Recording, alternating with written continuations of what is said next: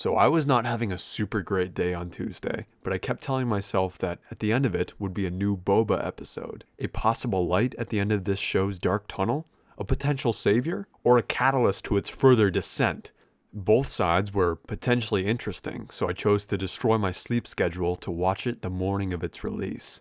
And I absolutely loved every part of it. Could not believe my eyes. The show had finally done things very well. I sat there as the credits rolled and I was like, wow. But one important detail I forgot to give you was that I was drunk off my ass. So that may or may not have had something to do with my enjoyment levels. Lots of water and a heavy nap later, I went back for my second viewing. And as I watched the credits roll for a second time, this was the reaction. Now guys, I'm not sure how this episode managed to make things worse, but I will say that how much it completely misses on every single level is impressive. Despite this, I may sound quite calm right now, and that is by design, because I know that if I let everything all out right now, you won't be able to tell what I'm saying, and the volume would be so loud that the vibrations from my voice would catch my own throat on fire. So we're gonna take a giant chill pill and slather things like peanut butter on toast. Last video I said something along the lines of, I don't like bashing on shows or movies. However, what I'm about to do to your stubborn, annoying little show, I'm gonna enjoy it. Even after 1 and 2, I expected things to pick up. I shared the same enthusiasm as the same people that commented on reviews of episode 1 and 2, who said that maybe I was jumping the gun. It's only the first couple of episodes after all. Don't be so harsh. But we're 3 episodes in. So I'm going to start to tone down the caution I used with the previous 2 approaches, because I want to get messy with this one. So if you're somebody who absolutely adored this episode and is just foaming at the lips to spread your joy about it, that is great. That's wonderful. I'm happy you enjoyed it, but you're probably not going to like everything I say in this video. So there's your warning, you sippy cup fuck. Episode 3 begins with Boba and his droid advisor discussing the current crime underworld pecking order, basically just the basis of who controls which sectors. And he tells Boba that everyone is waiting to see what kind of leader he is, basically calling him a total pussy compared to Jabba, which is kinda true. I was gonna have more about this first little exchange of dialogue, but I've watched it about 5 times now, and there's just something I can't put my finger on. It's like an intricate phantom stiffness, an awkwardness that just hurts my brain when I try to get a grasp on the whole interaction. It's like a visual and audio fluoride overdose. Could be the director's doing, whoever it is. However, this is 99% likely to just be a me problem, because sometimes I'm nuts like this, but I just want to get that thought out there in case anyone felt the same way. The guy from the first episode shows up without an appointment and takes a huge shit on Boba's head. Well, with apologies, sir. No one respects you. And claims that a partial solution to this would be to rid the area of a deadly cyborg gang that has been ripping off his water supply. At this point, I'm at the edge of my seat. That sounds like a sick, simple popcorn episode premise. Some claustrophobic action sequences with Boba and a gang of cybernetically enhanced gang members? Sign me the fuck up! A Star Wars Black Hawk Down or Lone Survivor? You've got my ticket, Disney. I'm willing to forget everything you've done so far, if you just give us something good. It then pans in on the city at night with some really dramatic music. Then shows Boba strutting through the streets, looking like he's ready to fuck shit up. And I'm like, yes, just keep going, come on, don't stop, please. Then he finds the gang of water thieves. Oh my bad, the TikTokers of Tatooine. They don't look like rogues who are down on their credits. They look like spoiled suburban prep kids from Coruscant. No, if you told me that I was watching Hunger Games 5 and that these were tributes from District BuzzFeed, I'd be like, okay, I believe you. Also, if they're rich enough to get top-of-the-line robotic prosthetics and Gucci speeder bikes, why the fuck do they need to steal water? I guess it's because all 7 are completely bankrupt and because there's no jobs in the entire city that could use 7 cyberpunk humans in their mid-20s. Nope, there are no jobs, bounty hunter contracts, or OnlyFans on Tatooine, so these guys are just completely screwed, I guess, right? But fortunately for them, Boba isn't Sherlock Holmes, so he doesn't question any of this. And what does he do when one of them insults him, complains about work, and appears confrontational? He takes off the only thing protecting his face from being blown off and says, "You got guts, kid. Why didn't you come work for me?" I want to meet the genius who wrote this episode and just shake his hand, because I'm having trouble recalling somebody that willing to let something so stupid be seen by a mainstream audience. That takes some serious guts. Were there no test screenings for this show? Did they just write the script, eyeball it, and send it out to Disney Plus? Because I feel like I've been spit in the face, drenched in a world record-sized loogie. But here's the fun part, guys. It gets worse. Boba scolds the guy who gave him the original task and welcomes the whole gang of thieves into his palace. Don't worry, guys. They were just stealing because the water was too expensive. They would never in a million years take advantage of Boba Fett and the luxuries of his humble abode. We have so much character development on these guys, so there's no reason to question their loyalty to Boba, right? No, we haven't gotten any of that, and neither has Boba, but he's a good boy that takes in strays who are down on their luck. Nothing bad could possibly happen by welcoming a gang of thieves that outnumber you into your home. Each member is certifiably chaotic good. They would never cut your throat in your sleep and turn the place into a TikTok house. No, they're instantly loyal because you offered a job with no extra information. What a fucking joke.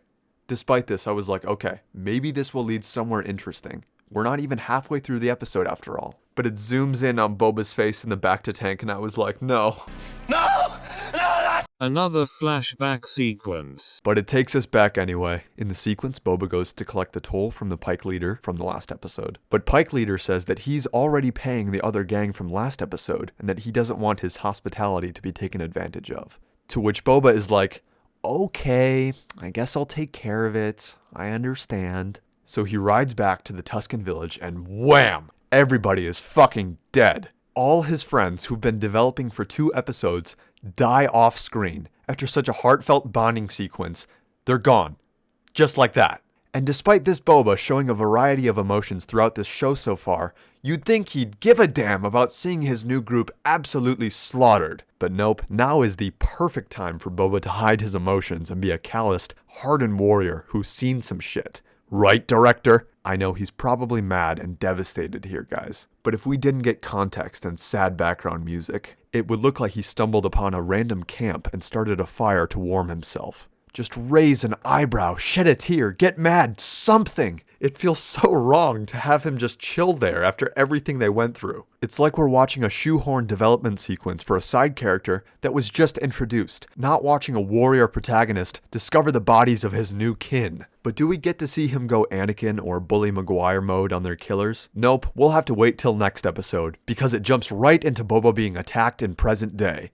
What an incredible display of emotional momentum show. You're doing great! Black Chrysanthemum makes an attempt on Boba's life. We later learn that he was sent by the Hutts to assassinate Boba here. But in this fight, he uses the least lethal force possible. He tosses naked Boba around like a big bald-headed baby, and uses shock knuckles that do literally nothing to him.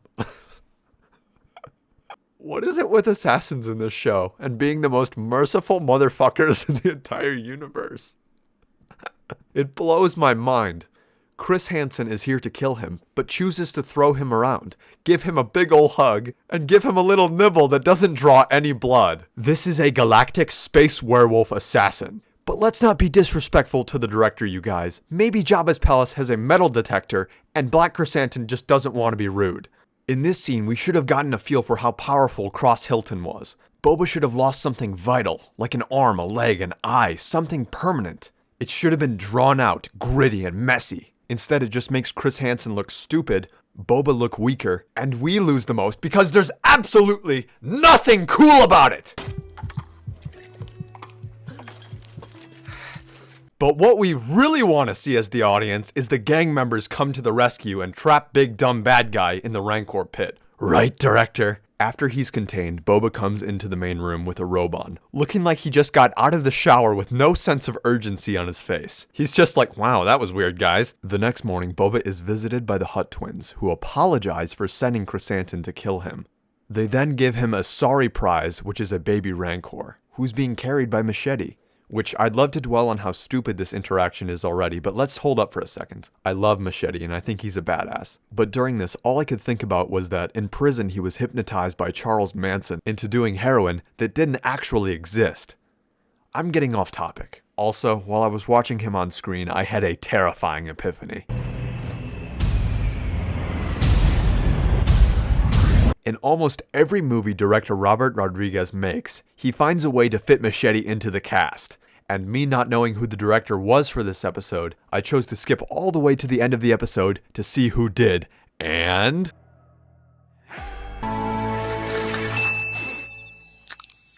Dude, how do you feel? Well, that explains absolutely everything we've seen thus far. Boba accepts the gift from the people that just tried to have him killed, and he also releases the assassin right back unharmed. No hard feelings.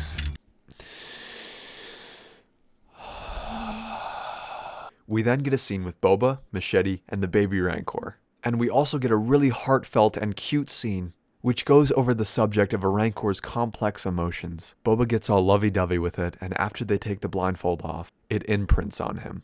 It's a scene that I feel has more emotion and intrigue than anything we've seen lately from Star Wars. I think it comes close, and maybe even tops Revenge of the Sith. But here's my big issue with this scene in particular. This is a gift from somebody who just tried to kill you, and you're also now alone with it, and with somebody who breeds rancors for fighting. Somebody who can probably command them to some degree, right? But there's no shot the Hutts would try to kill me again after sending one assassin, right? They would never try a Trojan horse tactic. The trainer would never command this lethal beast to kill me, then clear out the palace for the Hutts to return. There's just zero chance. So there's also no need for me to have Fennec or any of my 7 new bodyguards on standby in case something goes wrong. This might possibly be one of the stupidest fictional characters of all time. I'm having so much trouble thinking of somebody worse, where being dumb isn't their obvious overt personality. But thank the heavens, because the Rancor is actually nice.